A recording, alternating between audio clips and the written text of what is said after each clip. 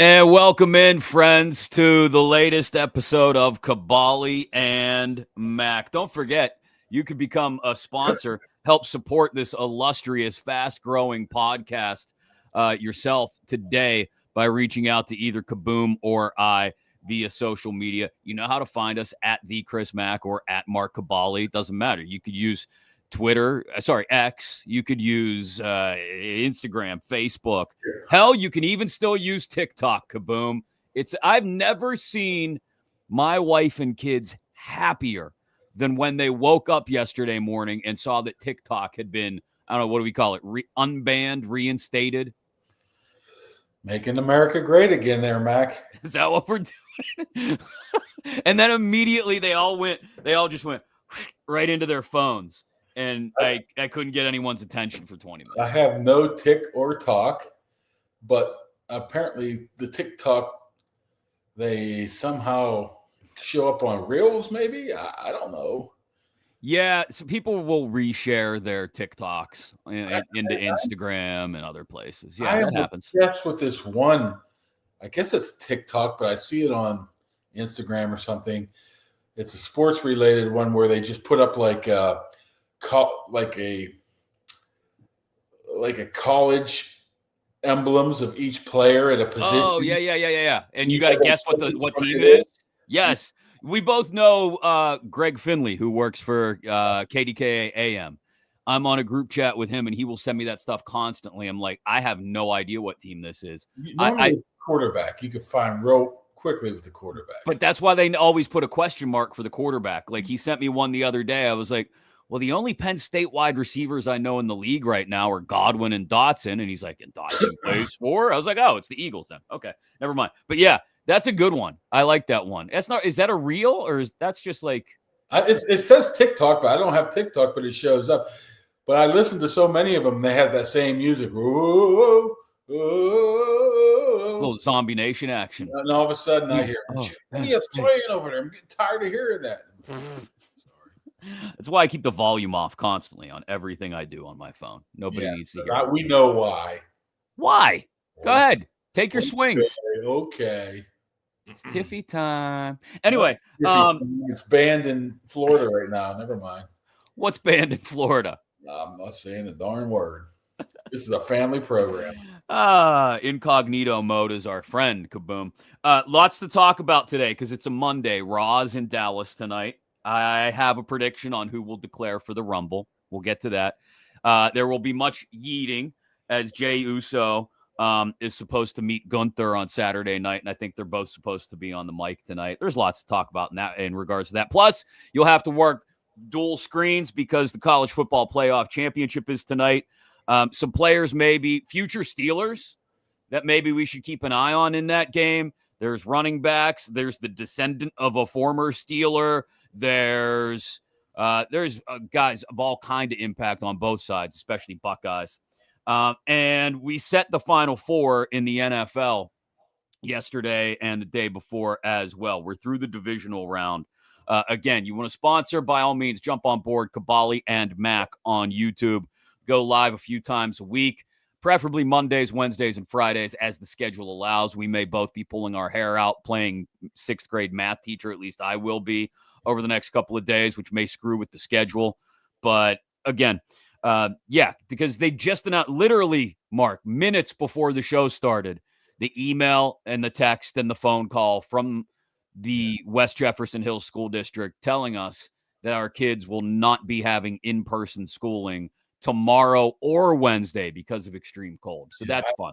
I had to explain to the children back in my day when I was walking uphill in the snow both ways. You had to wake up at like 5 a.m. and turn it on in the Mon Valley, 98.3 WESA in Bruce Sokolic, to see if Bell Vernon was going to have You act like you lived in the sticks. You're in It's Bell Vernon. Is right on the edge of Allegheny County. Like you could have turned on the edge though. Like that is a bordering community. You could have very easily turned on B94 or KDKA or whatever the deal was back in the day. A little John Dave Bubba Shelley action.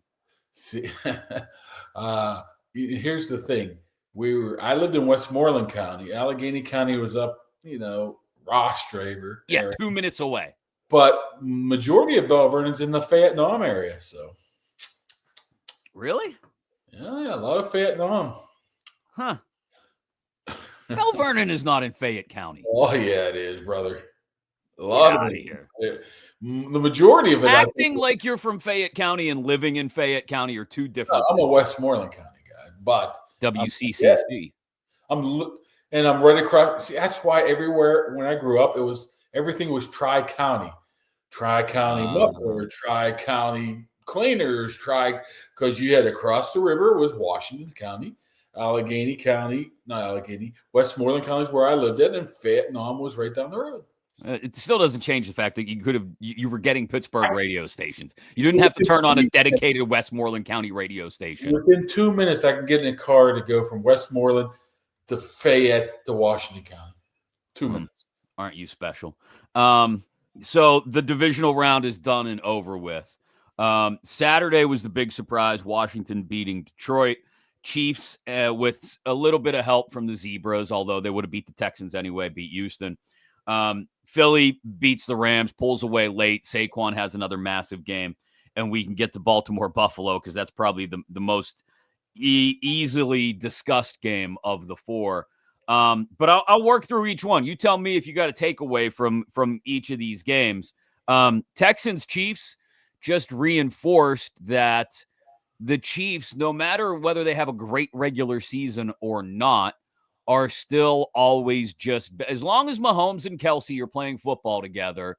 And again, you can indict the referees if you want to. There was soft, unnecessary roughness, roughing the passer calls in that game. They're always going to be the leading contender in the AFC. This is 7 years in a row they've made the conference championship, Mark. Yeah, I think they do have their toughest task ahead of them right now with a red-hot Buffalo team coming here. It's a little different than playing Houston, so they're going to have to play a lot better.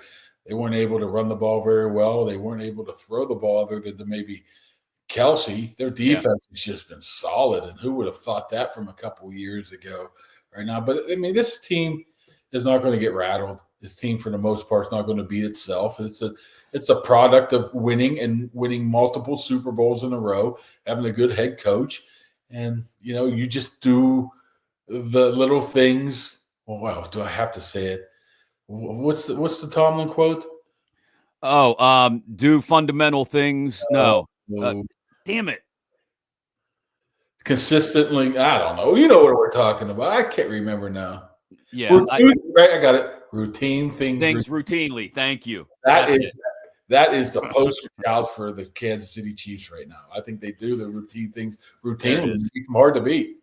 You know what's I've found myself repeating Tomlinisms more than ever the last year.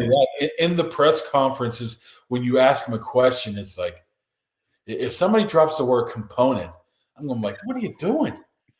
I mean, the component is now his new favorite one. Yeah.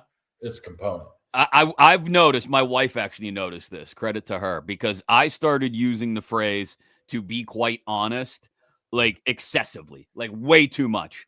She was like, where the hell did you pick that up?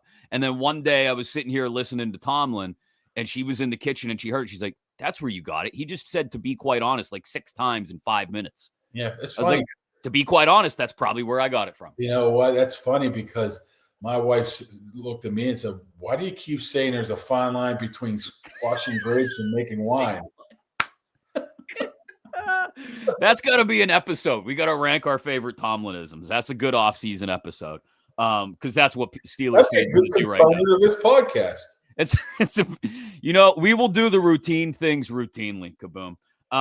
Speaking of routine, the Washington Commanders just put up points. Their defense, there's lots of question marks about, and I totally understand that. But like Jaden Daniels has the chance to be the first rookie quarterback to go to a Super Bowl. He doesn't look particularly flustered at any point in time. As much as the Lions were blitzing him, he was handling it well. I saw an interesting story last night about his use of, this is going to sound crazy, but virtual reality. He's been using it since he got to LSU, since he left Arizona State. And he practices everything in the VR headset at 1 3/4 speed. So it's almost twice as fast on the headset when he practices it, so that when he gets to games, things have literally slowed down. So this guy, we'll get to the Eagles in a second. Saquon is a singular talent who I can't believe how much he was wasted in New York, and may be the reason the Eagles chugged their way to the Super Bowl anyway. But Jaden Daniels is going to be the best player on that field on Sunday afternoon between both teams. Oh, he needs to be. That's for sure. I mean, what's great about him is his middle way through the season, he hit that wall, and you were thinking, okay, is this the wall? Is he not really that good? I mean, he didn't play well against the Steelers in a couple games after that, but he sure has turned it around. I think a lot of that, not a lot, but a good significant portion has to do with coaching. I mean, Cliff Kingsbury is a pretty good offensive coordinator. I don't know about head coach, but he's a good offensive coordinator. They're a well-coached team, and you can see that from top to bottom, and I think that helps them tremendously. They don't have a ton of talent. I mean, Terry McLaurin, all of a sudden they turned him into a star. Last year, he was just average.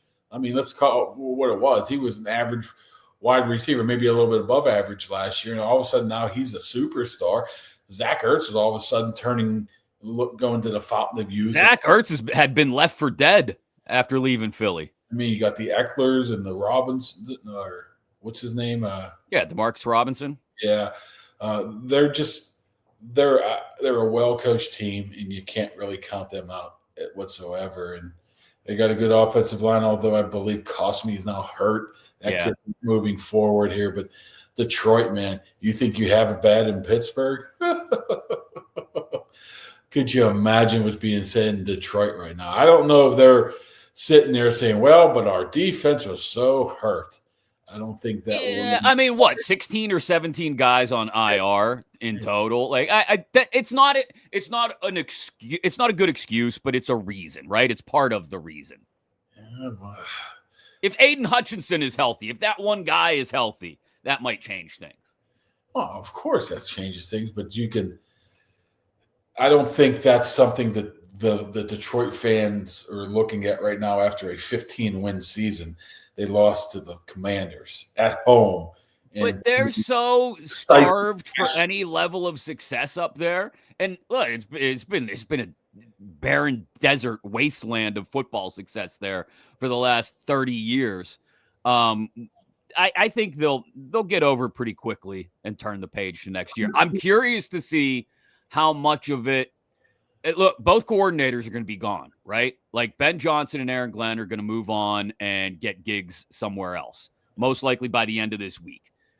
So does Campbell struggle at all to keep both sides of the ball going? Does he start to catch more flack for not playing more responsibly, for letting his OC dial up a wide receiver end around pass in a big moment when they're down 10? In a playoff game? Like that's how they've gotten to where they've gotten, is playing that balls to the wall style. But at a certain point, that failing at those things then levels the playing field and allows a team like Washington to upset you at home in the playoffs. You don't need to do that stuff all the time anymore. But he's just made that. That's the feather in his cap. That's the stamp on the game for him, is we're going to play wild and crazy and balls to the wall all the time. Yeah, I mean, they had what they scored? 21 points? Is that what it was? Yeah. 27, right?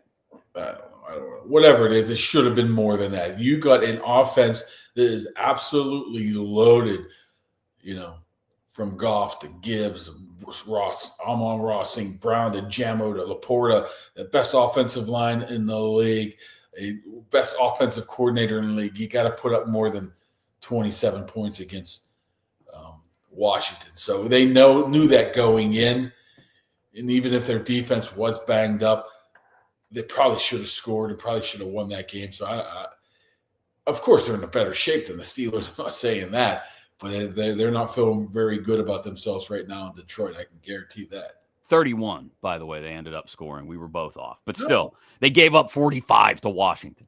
So I mentioned Saquon. He is a singular talent. If Jaden Daniels isn't the best player on the field on Sunday in the NFC Championship game, then Saquon will, and will fill that vacuum pretty quickly. The year he's having is ridiculous. And I don't know how Mara doesn't walk into Joe Shane's office and fire him yesterday for allowing this guy halfway through the season. Like, you go back and, Hard Knocks was kind of parts of it were surprising or shocking at the time I watched them the first time around.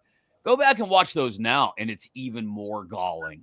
Like, it's just, what in the hell was Joe Shane thinking?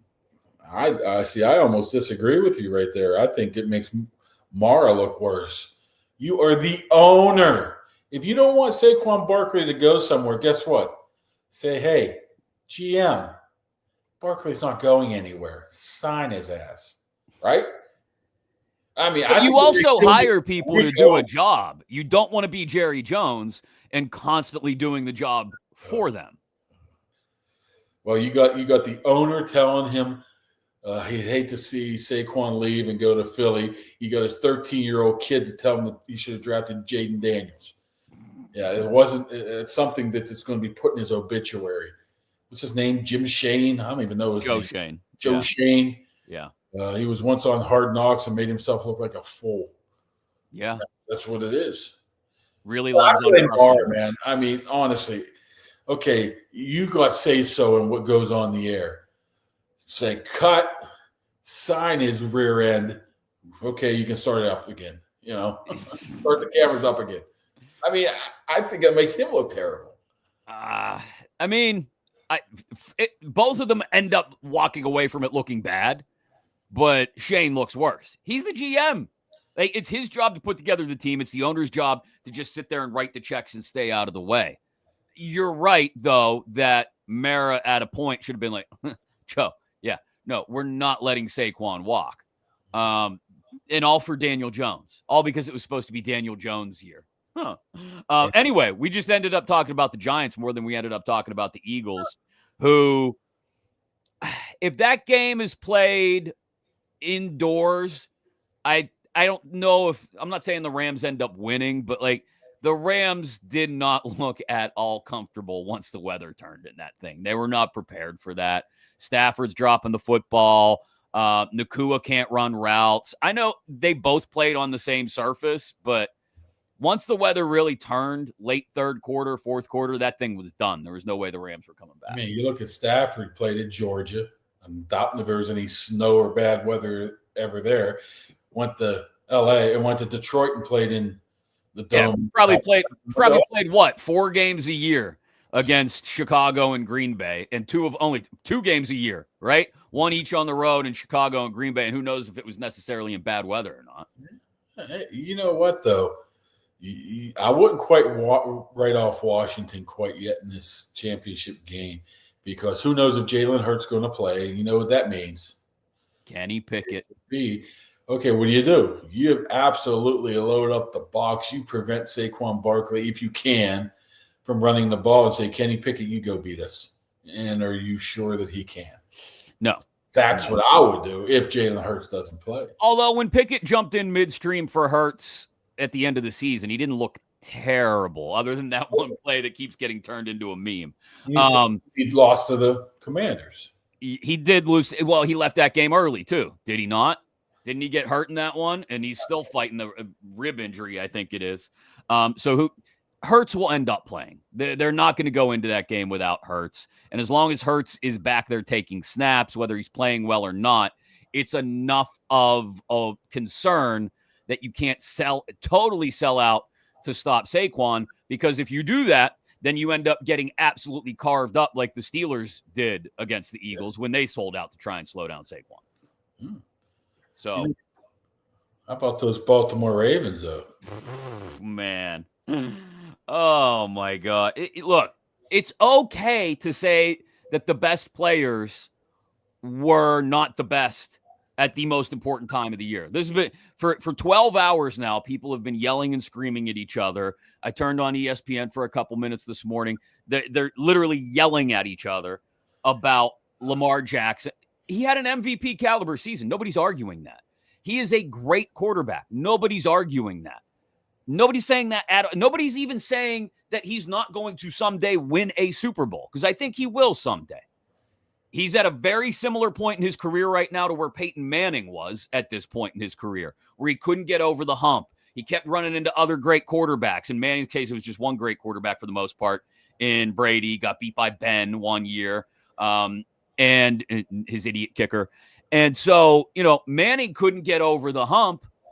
He got over it eventually. Lamar's going to get over the hump as well. But it's okay to say that Lamar screwed up in the one moment, Mark Andrews as well, where you couldn't have them screw up. Yeah. Can't turn the ball over. He did it twice. I mean, I think he looked a little overwhelmed. I think he looked like playoff Lamar early. I give him credit for rebounding after that. Sure. Playing well, but the fumble was tough. That's him trying to make a play. But you can't fumble the ball right there. And that final drive was spectacular. The touchdown was an amazing throw, and even the throw on the 2-point conversion was right on the money. But it just at that time, I just don't think that obviously it was enough to win the game. And I don't know who you blame. I guess I don't think either quarterback, him or Josh Allen, had an over-the-top tremendous game. It was just, you know what it was? It was the Mike Tomlin effect, man. Play defense, don't turn the ball over, and run the ball. That's basically what happened in that game. And the best team that did that won the game, I think. So that brings me around to a common theme from all four of these teams. All four of these teams are top 10 in what they call EPA per play, expected points per play. So they're efficient offenses, right? They don't turn the ball over a ton. They've got explosiveness. When we talk Kansas City, Buffalo, Washington, Philly, all four offenses are good. And that means in the last 7 years, the 28 teams to make the conference championship games, 26 of them had a top 10 offense. You have to have an offense that can score points and move the ball. Otherwise, you're not going to get to this point. The Steelers haven't been back to a conference championship game since Ben, AB, and Lev Bell. And you can say it's all about the quarterback. In large part it is, right? Look at the quarterbacks we're going to have playing on Sunday night. Mahomes, Allen, and to a lesser extent, Hurts and Daniels on the other side. It is about the quarterbacks, but your entire offense has to have some explosiveness and the ability to possess the football against not just crappy defenses, but against all defenses. You have to be a top 10 offense in this league if you want to compete for a championship. And I don't know the way they've built this thing over the last 3 or 4 years. I don't know if Mike Tomlin if he's still ready to embrace that part of it yet. Like, get your arms around the fact, Mike, that your offense needs to be not just better, but like a whole hell of a lot better. But then you look at a team like Kansas City, who is winning with defense. I mean, it's not their offense have been out of this world, right? You look at a team like Philadelphia, good defense. You look at a team like the Bills, and they've played good defense as well. I mean, so I agree. You have to have a good defense. I'm not saying you can have a total trash defense, be bottom quarter of the league in defense and compete for a championship. But you've got to at least be. It used to be play really good defense and be timely on offense, right? Even as recently as like 10, 15 years ago. Now, I would argue it's flipped. Be really good on offense, and you just have to be timely on defense. Look at the sacks, for instance, that Kansas City was putting up on Stroud and the Texans. Spagnuolo knew exactly when to dial it up on Stroud and the Texans, and they were timely with the plays that they made on defense. When they rushed the passer, when they sent a blitzer. That's what it comes down to. And so it feels like the Steelers were still the reverse of that this year, where it was, hey, play solid defense until it melted down on the final month of the year and just be timely on offense. Russ is going to hit a moon ball every once in a while or draw a DPI. And the script is flipped, I think we can safely say now over the last half decade, to where, no, you have to consistently be able to produce on offense. The timeliness and the splash, as Mike Tomlin would say, to go back to another Tomlinism, the splash has to come from the defensive side of the ball.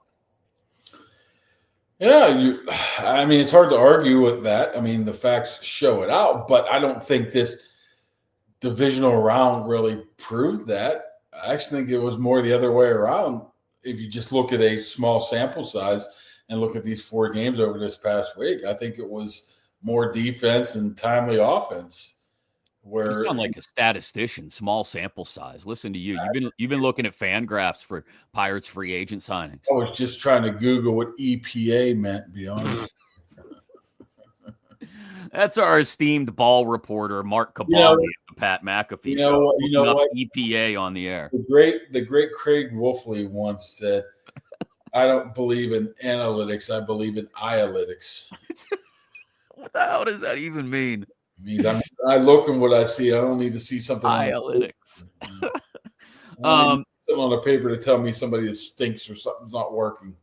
I don't know. Maybe it's because I watched the 80s Jets, the Gastineau 30 for 30 this weekend, the New York part of it too. Maybe it's because I watched that, but like I have this.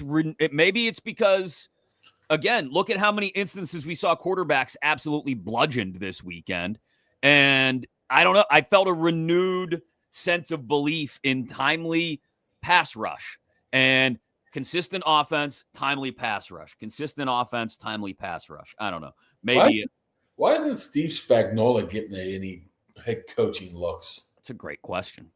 He had those few years where he was absolutely with the Giants, right? Yeah. Where they were bad. I think he's a good example of a great coordinator, but not a good head coach. Like those guys are all over. Kingsbury. You brought up Kingsbury earlier. He might be a perfect example of that, which, by the way, the Steelers should have taken a good, long, hard look at him a year ago. Multiple people brought that up, and it should have been explored. Instead, they bring in FedEx. Look at Dan Quinn. He was a guy that was only supposed to be a coordinator too, failed at head coaching, and he looks like a pretty doggone good head coach right now.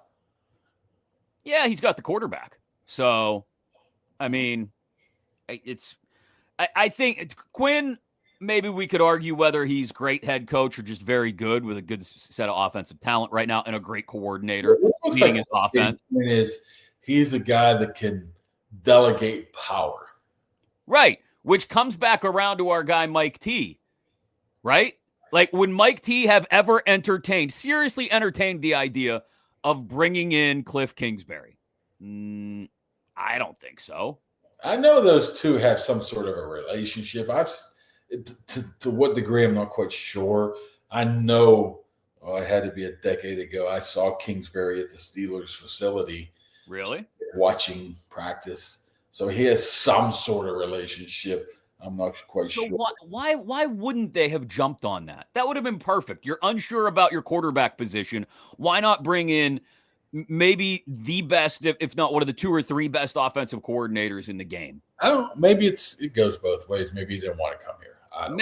Maybe not. But like, he's shown Mike Tomlin the ability to bring in high-level assistants on the defensive side, Brian Flores, and we talked about Saleh a lot last week. Like, that's something he's okay with, maybe because that's his side of the ball and his specialty. Are we going to give him credit for Flores, though? Or was he just trying to do his buddy a favor? Well, for whatever reason he did it, he was still okay doing it, right? So I give him credit for at least bringing in a big name assistant, even if Flores was just kind of there and it wasn't necessarily giving him the reins to the defense completely or anything like that. Nobody else would touch him, and he was a solid coach and a solid head coach and a solid coordinator, right? A solid position coach. I mean, he probably also realized he wasn't going to be there very long either. Exactly. So it was perfect for both sides. This would be another point where we would pause and we would just for a second tell you about another wonderful sponsor. If you'd like to be one of those wonderful sponsors, again, reach out to us here on Kaboly and Mack. And there are a couple of different lists I've noticed, Mark, of the biggest prospects in tonight's national championship game, because Notre Dame plays Ohio State, and most of them are coming from the Ohio State side of the ball. But there are a few on the Notre Dame side that I think might be worth talking about. And I think it's just worth running through one of these top 10 lists just to talk about whether we see them as a possible future Steeler or not. Like, would they fit? Would they be around maybe in the draft? Would it make sense? So I'm going to run through some names. You tell me, future Steeler or not future Steeler. You ready? All right. We're going to start with, I just got this list from Fox Sports. They ranked the top 10 draft-ready prospects in tonight's national championship game. Number 1, edge rusher from Ohio State, JT Tuimoloau. I butchered his name. Tuimoloau. JTT, they call him. The Steelers don't need another edge rusher. They're good there. Obviously, Watt, Highsmith, Herbig. But I don't know. They went out and made a trade at the deadline for another guy on the edge. Maybe. Where are these guys? Where is he being looked at this time? JTT, mid to late first round. No. You think they go offensive? The last thing you need is a fourth edge rusher who's going to play 15 snaps, right? Okay, I'm fine with that. I'm just trying to gauge your interest level here, Omar. All right, I'm just looking here, man. Okay. You're dumping this on me, and I'm just trying to figure out where the prospects are. Okay. Number 2 on this list, I like this one a lot. Emeka Egbuka from Ohio State, the wide receiver. Like, if that guy is around in the teens, the Steelers need to jump on that. Yeah, I think definitely him. He would be in the conversation here. You know how much Tomlin and the Steelers like to go to Ohio State and pluck people, so it's only a 3-hour drive, so I'm quite sure that they're well aware of him in person. They probably have had people at every single Ohio State game over the past 5 years. So, yes, absolutely. I know a lot of people don't think that receiver should be number 1. Some people think that defensive line should be number 1. Mm-hmm. Corner should be number 1. To me, I think wide receiver should be number 1, even though the two best teams in the AFC yesterday, Baltimore and Buffalo, aren't really have good act at wide receiver. Yeah. So, yeah, I would say absolutely. Yeah, he would be on the list. He would be on my list. He'd be at the top of my list. Yeah. And if he's available, like I said, in the middle of the first round, where would they be drafting now? I have to look up the draft. I believe 21. Is it that late? Dear We're God. always in the 20s, man. 21. Yeah. Jeez. Okay. So, yeah, I don't know if Egbuka gets to 21. That's 3 straight years of 20, right? They moved up from 4 straight years, right? The Pickett year was 20. They moved up to get Broderick from 20 to whatever. And last year was. You're right. Yeah. Fortuna was in the 20. It's yeah. Ugh. Never any game-changing talent available there on a consistent basis. All right. Number 3 on this list. We both agree that Egbuka would be a great move. Tyleik Williams, the interior defensive lineman from Ohio State.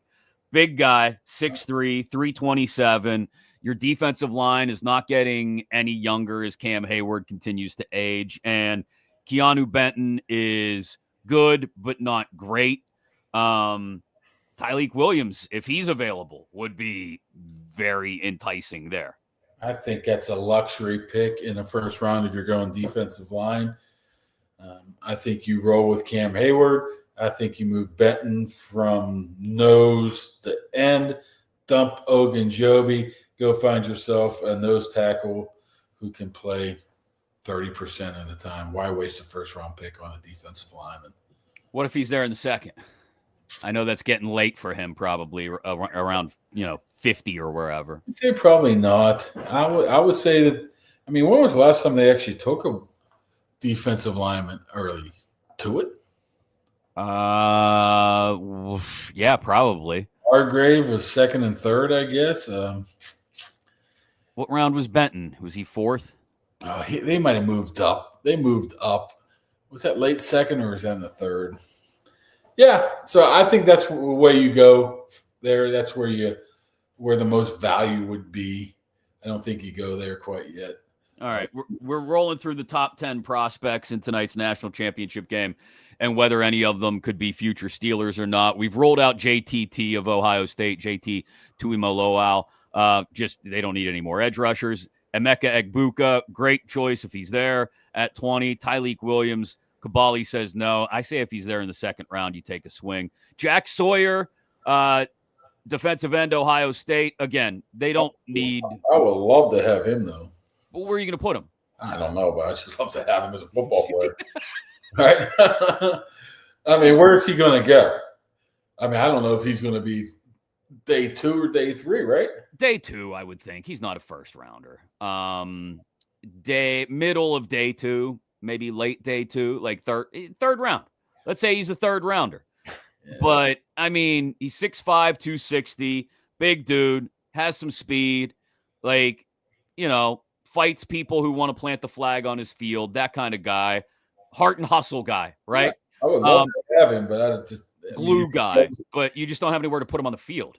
If he's a third day pick, if he falls there somehow, and who knows? I mean, he could have a terrible combine and run a 5.2, and all of a sudden come up with medical issues, then he could fall. Then I would love to have that type of guy on there, just like who was the guy last year from Iowa? Jack Campbell.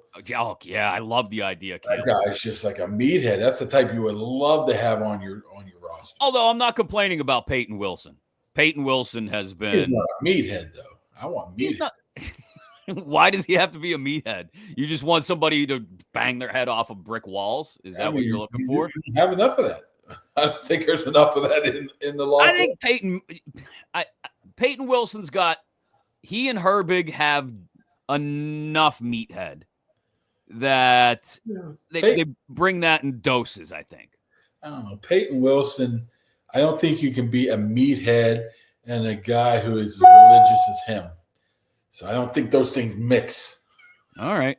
How about running backs? Quinshon Judkins is ranked 5th on this list. And who's the other? Travion Henderson is ranked 8th. Both of them are, I mean, Henderson's definitely a late day 2, early day 3 pick. Judkins, probably day 2, second or third round. I don't know. It all depends on. Do you think they have legitimate interest in bringing Najee back at a reduced rate if he hits the market and there isn't the overwhelming interest that maybe he thinks there will be? Yeah, I think it has to be, 1 year, $3 million type of thing, and I don't think he's not doing that. Yeah, first of all, I think he's going to get more money out there. I mean, people are going to look at a guy who's 27, 4,000-yard rushing seasons, even though it's. What's he have? 5 career 100-yard games and averages 58 yards per game. And they're going to like that guy. I mean, if he goes to Vegas or whatever, somebody's going to pay him decent money. And I mean, his market value's at 9.5, I think. Yeah, nobody's given him 9.5 per year for multiple years. I can't imagine that happening. But so that brings us back to it's got to be a timeshare between Warren and whoever. Yeah. And I think a bigger back like a Henderson, if you could get a Travion Henderson in the 4th round, what was Kyron Williams this year for the Rams? A 5th rounder, I think. You get a Travion Henderson in the 4th round and you got a little thunder and lightning complement in the backfield. I wouldn't mind that at all. The tough thing about running backs is, yes, you can find them any round, but you have to go through about 15 or 20 of them that are just total crap before you find that diamond in the rough. We tend to forget that. We're like, this guy was a 4th rounder. This guy was undrafted. Yeah, but there was 14 guys drafted ahead of him that was just absolutely dog crap as well. So it's not as easy as it might seem. So even if you do pick one, doesn't really mean he's going to be great. But they do have to add. I mean, I'm talking about late rounders. Yeah. If you're going second round was probably what it used to be first rounders.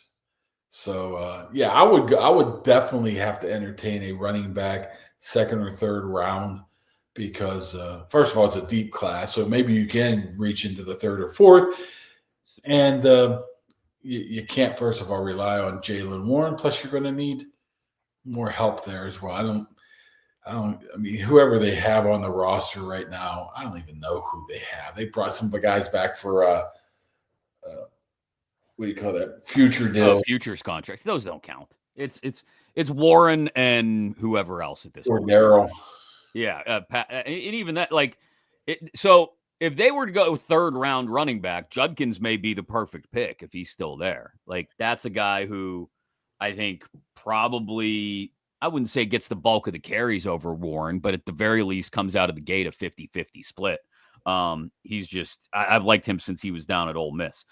There's one offensive lineman on this list of the top 10 prospects in the national championship game. Is that something you think the Steelers, I don't think they need to, I know some people are upset with the offensive line play down the stretch. I don't think they need to go out, even Dan Moore probably leaving in free agency, and race to find an offensive lineman certainly not in the first round, but in either of the first two rounds. You got 4 young guys or high round picks. Sam Malu, I think, still will be back. Plus, they got a lot of role players after that. Spencer Anderson, okay, maybe he's not great, but he's a good guy to fill in. I mean, Ryan McCullum, we forgot about him. He filled in for Zach Frazier pretty decently for a couple of games there as well. So they got some mid-level depth behind him. I think at this point, the offensive line has pretty much been played out of where they want it to go. Now let's go address some other issues. And, we talk about the defensive line, and some people want to pick that. It's probably because of Andy Weidel and what they did in Philadelphia for all those years. You add that, and you add. Well, it's also because it's the foundation of a rebuild on offense. And they had to know as early as 2019 that they were going to have to rebuild that offensive line from what they had when it was Villanueva, DeCastro, Ramon, Pouncey, and whoever was at right tackle. Gilbert left, and then they rotated through a couple guys at that spot. But they knew that offensive line wasn't getting any younger, and then they putzed around for 4 or 5 years without really truly diving in to try and rebuild it, and that's why they've been where they've been for the last couple of years. Yeah, that offensive line struggled from what? Probably 9, 10, 11, 12. Then all of a sudden they hammered it with DeCastro, Pouncey, Mike Adams. Got lucky with Villanueva. I mean, they won a Super Bowl with a average offensive line. Average. Yeah, I know. I'm being somewhat friendly. I think Roethlisberger got sacked 55 times that year. That was the year with, Darnell Stapleton, Trey Essex, right, Axon. But if you talk to any of those guys, they tend to blame more of those sacks on the quarterback than themselves. Well, the quarterback took his time sometimes too, but he could do that back then when he was still able to run around. Okay, 3 more names I want to throw at you from this list, the last 3 names, because they're all in the defensive secondary. You've got Denzel Burke, the corner from Ohio State. You've got the safety from Notre Dame, Xavier Watts, free safety, and Jordan Clark, Ryan's kid, another corner, who are all listed on this top 10 draft prospects in tonight's national championship game. What's the state of the secondary now for the Steelers? Like, I feel okay about Porter. I know people hate the number of penalties, but that's just the way he plays.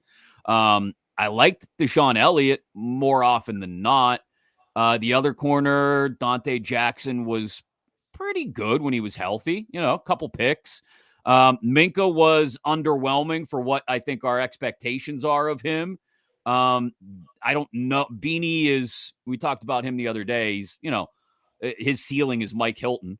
So I don't know how important it is that they go out and I know they need to add to the secondary. I just don't know how important it is that they prioritize it on the first 2 days of the draft. Well, Jackson's a free agent, I believe, right?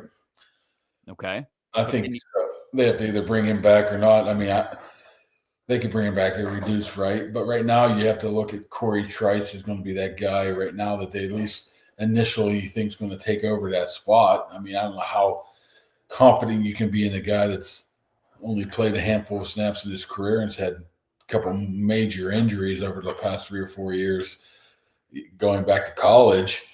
But with him and Porter, I think the safety stays status quo. I think Elliott's back. I think Fitzpatrick's back.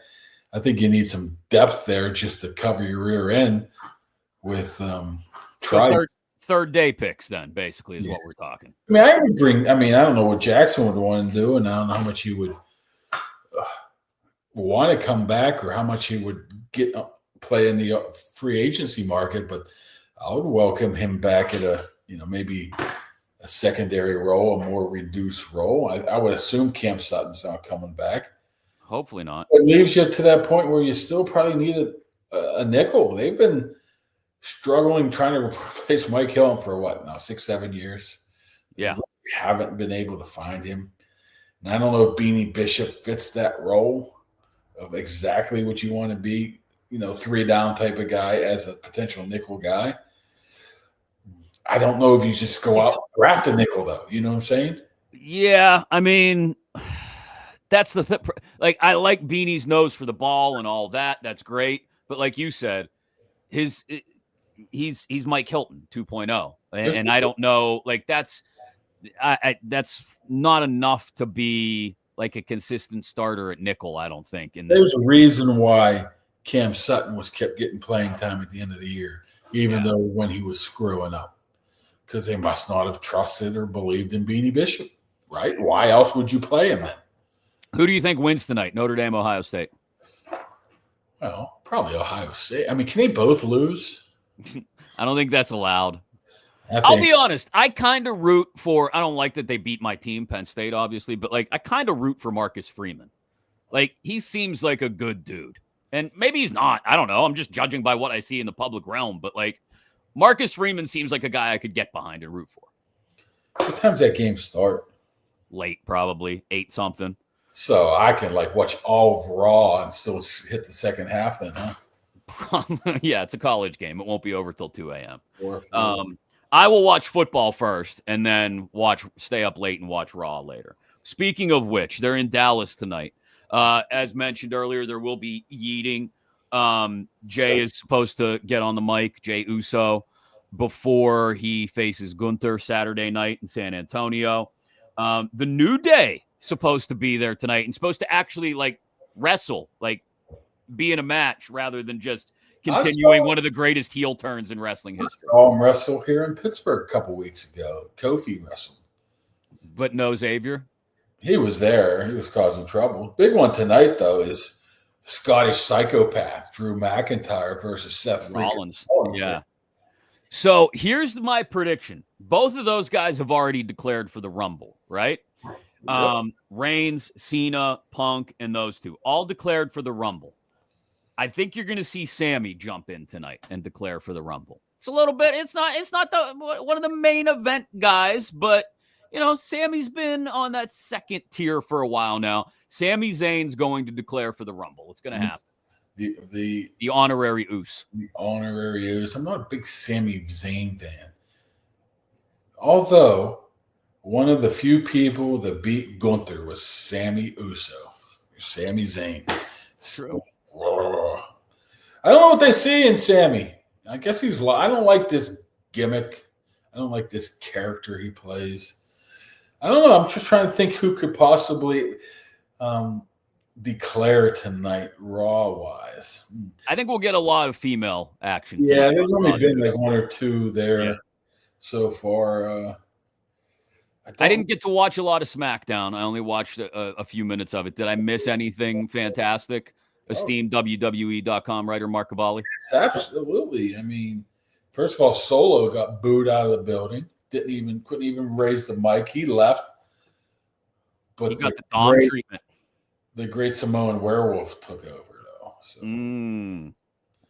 You're real big on Jacob Fatu. Well, he's a star. He's a star in the making. I just hope they don't wait to push him as much as he. I mean, he's proven he can do absolutely everything on the mic. He can wrestle. He can. What's it hurt though to drag it out a little bit longer and build the behind the scenes tension between him and Solo? What's it hurt to build that up? Cause you get tired of just seeing him playing second fiddle. Let's keep him out there. Give it time, Mark. Give it time. Let it play out. That's Triple the taffy gimmick, man. That's his gimmick. He lets things slow burn. Sometimes exactly slow. Almost to the point where you're like, am I out on this? And then bang, that's when they hit you with it. Like, just watch the Cody Rhodes slow burn towards heeldom, if that's a word, that's going to take place over the next year and a half or two. Like, it's going to be a real slow burn, but it's going to happen. He means so much to the company besides wrestling. You know, he's like the face of the company right now, and you don't want the bad guy doing that. No, but he'll be able. I said this months ago when I was talking to somebody about it. Like, he'll be able to go sort of stone coldish when he turns heel, in that he'll, he's not going to chug beer in the middle of the ring, but like, he's going to go, the hair won't get bleached anymore. He'll be pissed off about being the company man for so many years and doing everything they wanted him to do. And then at some point, it's going to backfire on him and he's going to snap. And he's not necessarily going to come after the fans. He's not going to do that. But he's going to come after the company. That's what's going to happen, at least storyline-wise. And that's how Cody turns heel effectively. Like I said, it's a slow burn. It's a long way off. Well, you keep pushing a guy like Cody Rhodes, it turns into like Roman Reigns from a couple years ago. Right. People will get tired of it. And that's how you... Roman again in the main event. Now he's lovable. Everybody loves Roman Reigns, right? Exactly, because you got to pay the price at some point. You got to pay the piper. You can't have a 1,400-day reign as champion and not pay the price at some point. Name is Paul Heyman. He needs... That's the one. That's the other thing we're going to get during WrestleMania season. Between the Rumble and WrestleMania is at some point, Heyman's going to have to give Punk his favor that he owes him. Maybe and loses in Rumble, wants to be in the main event, and Roman's in the main event, so he's going to make him. He's going to make him. He's going to let Punk take Roman's spot. He's going to talk Roman into facing Punk, and whoever wins will be the main event in WrestleMania. It's not a bad look either. You're not bad at this. All this WWE writing, you've really adapted to the role. You mentioned Ludwig Kaiser the other day. I was like, man, what if Kaiser won the Rumble then turned on Gunther? You know who Ludwig Kaiser's girlfriend is in Tiffy real life? time. Mm-hmm. You're jealous. Totally. Absolutely. I've definitely considered walking around like this and talking like this, just to see if it works for Tiffy. They did some kind of vignette or so of Charlotte Flair the other day. I don't know. Yeah, she's definitely back. I don't know if it's your stereotypical in the Rumble back, but she's definitely back in the next. I don't know if I agree with the telegraph and her coming back. Well, what are you telegraphing? Everybody knows it's happening. Oh my God, it's Charlotte Flair. Yeah. Maybe it happens before the Rumble. Maybe it happens Saturday night's main event. You think maybe she could be a quarterback for the Steelers? I mean, they're going to need one. That's the other thing too. Like that line of thinking before we go. And by all means, thank you for joining us today on Kaboly and Mack. We're going to wrap it up here in just a second. Make sure you subscribe on YouTube, Kaboly and Mack on YouTube. Subscribe there. If you prefer the audio-only version because you don't want to see these beautiful faces, we're on iTunes and Spotify as well. Kaboly covering up the camera. But by all means, subscribe, download, stay with us. We'll be doing this a few times a week. But the one last thing I wanted to bring up before we go, that line of thinking that you threw out there Wednesday or Friday of last week about Fields sort of giving the Steelers an ultimatum saying, hey, I'm only coming back if I'm the man. I've seen that more and more around the social media scape, if you want to call it that. More and more people are mentioning that over the last 4 or 5 days. And I honestly believe, to be quite honest, to use a Tomlinism again, that's the only way he's coming back. But they have to. Like, they can't go into the offseason without a quarterback. They have to secure somebody before things get crazy. Absolutely. You have Mitch Trubisky again, right? Jesus. You have to address it in the first day, if not the second day of free agency. You got to know who your starting quarterback is. And even if you go and draft one, I mean, you know how it is. You have to you draft a guy and you like learn behind this guy. And if he turns out to be a star quarterback, who cares? Then you got Sam Darnold and J.J. McCarthy type of issue right there. So I think that will be done. Another thing is, man, people like to jump on. At least 3 months ago, I said the Steelers, they either have to sign George Pickens or trade him this offseason. Yeah. They're scoffing at me. Now it's like everybody's saying it. Huh. Well, I mean, what are you going to do? You're going to go into a lame duck year with George Pickens? Everybody's a disaster. Everybody's listening to me. Yeah, it's kind of like everybody's finally paying attention to old Kaboom. Yeah. Look at that. Maybe we could trade you to the Bears podcast. Well, you have a no trade clause here or what? Yeah. Yeah, my name's at the top of the screen. Oh, yeah, but it's second. Yeah, I did that for you. I know your ego's fragile. I don't have an ego. All right, man. I'm going to get out of here. You go do the same. We'll do it again later in the week around our schedules and teaching 6th grade math. Yeah. Maybe Art Rooney talks this week, but probably more likely next week. We'll probably hear some stuff at some point this week, I think, with coaching staff. We got to get you out to the combine too, Kaboom. When's that? The end of February. End of February. We got to get you out there. I've been there probably 10 straight years. I drive to Indianapolis like you drive to Home Depot or John. I was going to say it's Indy. It's Indy. You just crash on McAfee's couch and call it a day. I hate that drive. You'll be okay. All right. Watch the national championship game tonight. Watch Raw. We'll talk about all that stuff and whatever else happens in Steelers land because there's still plenty to talk about before the offseason officially hits, free agency March 12th, all that kind of fun stuff. Kaboom, have a wonderful Monday. All right. All right. We'll see you.